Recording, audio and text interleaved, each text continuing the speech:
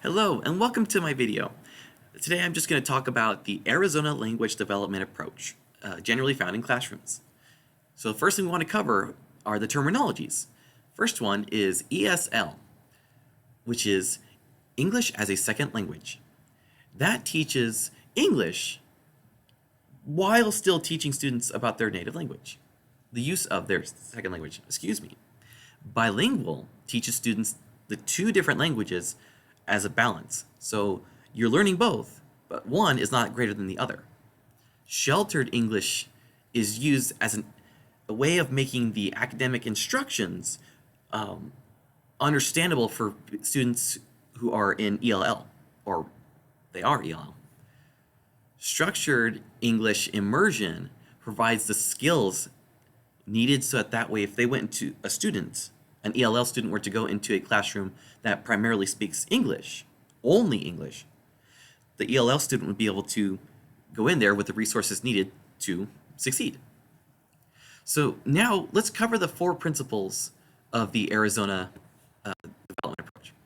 So first one is, how are we supposed to help the students to feel encouraged? Well, first off, we need to assess the behavior and expectations, letting them know here's what the expectation is, and determining, okay, today you're feeling a little energetic.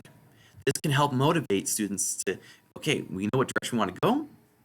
We can help students to get here. Another method is to use the comprehensive instructional program. So what are some things that we can do to help the students reach this approach? What kind of instructions can be given? Just like collaborative learning. Collaborative learning will be to have the students work together as a group. Okay, rather than by yourself, you will work with others to learn on a project. The one important thing, though, is although students will learn in the school, we want to also make sure to extend this information outside of the school. We want to involve not just the students themselves after school, but we want to also make sure to include the families. The student agency is the student's ability to take ownership of their choices. That's where, just like we mentioned with the collaborative or involving the community, the student agency is helping the students to realize that you can take ownership of what you're learning, of what you're doing. That way they know they have the responsibility going, okay, here's what I'm doing, and this is how I'm going to grow. Once we've done all these, we need to determine, is a student eligible for the ELL within the Arizona program? Now, Arizona, every state has their own different one. Let me start with that. Arizona's will start as involving the HSL, which is Home Language Survey. All students that enter a public school will be surveyed to see, are you a candidate who is eligible for ELL support and services?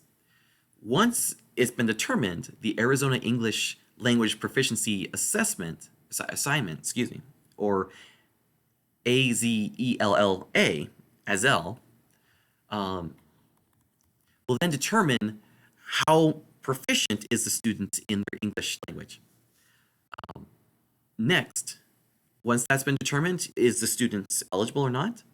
That will determine what kind of source services that they can receive.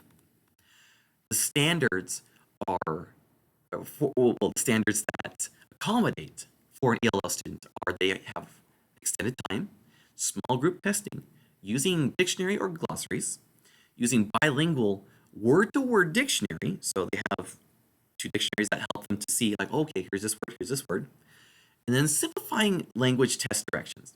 You don't want to use too many words that they're not familiar with just yet. You want to make sure that they still understand what to do, as well as use a word processor to help them.